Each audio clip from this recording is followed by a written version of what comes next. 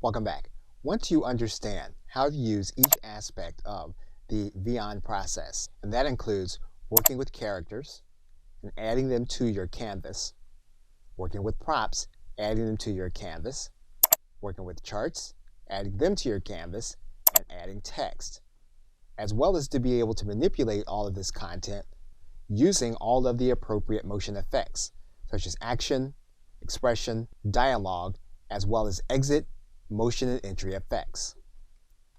Additionally, you have some understanding of adding audio to your timeline.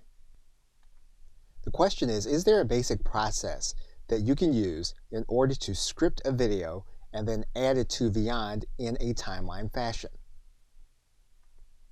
And we'll explore that in this course, including starting with an existing video or working with an audio transcription.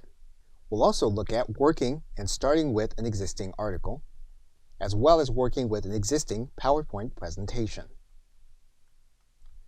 We'll do that with the expectation of being able to develop one consistent process that you can use in order to work inside of Vyond to create an animated video to match the content you want to communicate. Okay, so with that, thanks, and I'll see you in the first video.